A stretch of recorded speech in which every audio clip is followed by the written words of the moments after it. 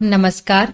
यदि आप मकान मालिक हैं, आपने अपना मकान या दुकान किराए पर दिया है, तो आपके लिए जरूरी है जानना कि मकान मालिक के नाते आपके कानूनी अधिकार क्या हैं।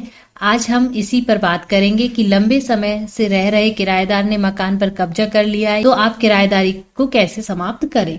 एमपी एकोमोडेशन एक्ट में किरायानामा बनवाते समय, मकान या दुकान किराए पर देते समय कुछ बातों का ध्यान रखें, जैसे किरायानामा को रजिस्टर्ड करवाएं, किराएदार का पुलिस वेरिफिकेशन करवाना, किराए पर देते समय किराएनामे में किराए पर देने का कारण भी लिखवाएं कि किस प्रयोग के लिए आप किराए पर दे रहे हैं, निवास या अनिवासिक व्यापार जैसे संपूर्ण जानकारी दें।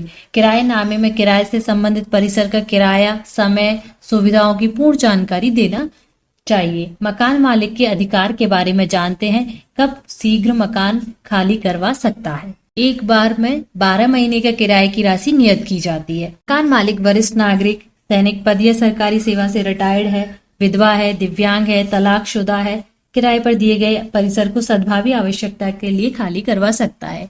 2, यदि मकान मालिक स्वयं या कुटुंब के सदस्य के लिए या उस व्यक्ति के लिए जिसके लिए वह निवास स्थान उसने बनवाया था या रखा था, निवास के लिए आवश्यकता है, कोई अन्य निवास स्थान नहीं है उसका उस शहर में, तो आप मकान खाली करवा सकते हैं। और यदि परिसर अनिवासिक मतलब दुकान आदि प्रयोग के लिए भाड़े पर दी है, तो उसे स्वयं के लिए, वयस्क पुत्र के लिए, अविवाहित पुत्री, पत्नी या ऐसे व्यक्ति के फायदे के लिए जिसके लिए वह स्थान रखा था खाली करवा सकता है। ये वैलिड कारण होते हैं। 3, किराए पर दे ही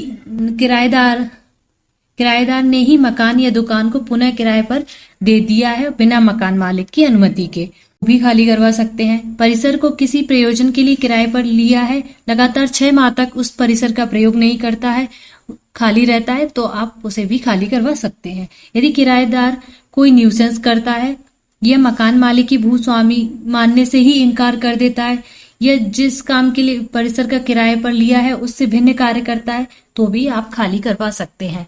स्थान मानव निवास के लिए असुरक्षित है, तो मकान मालिक उस स्थान में मरम्मत कराने के लिए भी खाली करवा सकता है। उस स्थान में भूस्वामी कोई निर्माण या पुनर्निर्माण या वृद्धि परिवर्तन कराने के लिए खाली करवा सकता है, जब तक उपयुक्त परिसर खाली करवाए बिना कार्य नहीं किया जा सकता। यदि किराएदार ने स्वयं का निवास स्थान बना लिया है, तो भी आप मकान को खाली करवा सकते हैं। किराएदार पहले भूस्वामी की यहाँ कोई नौकरी करता था, अब नौकरी में नहीं है, तो भी आप मकान खाली करवा सकते हैं। स्थान में कोई नुकसान पहुंचाता है, उसको कोई हानि पहुंचाता है, तो भी आप मकान खाली करवा सकते हैं।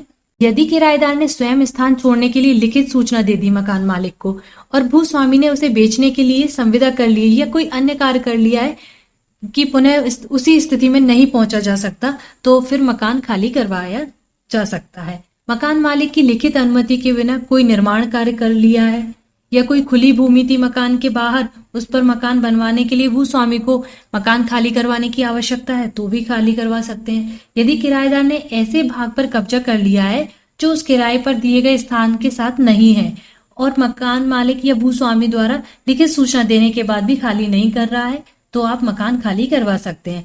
यदि किराएदार अनैतिक या अवैध कार्यों के प्रयोजन के लिए उस स्थान का उपयोग कर रहा है और वह किराएदार सिद्ध दोष होता है, अर्थात अपराध साबित हो जाता है, तो भी आप मकान खाली करवा सकते हैं।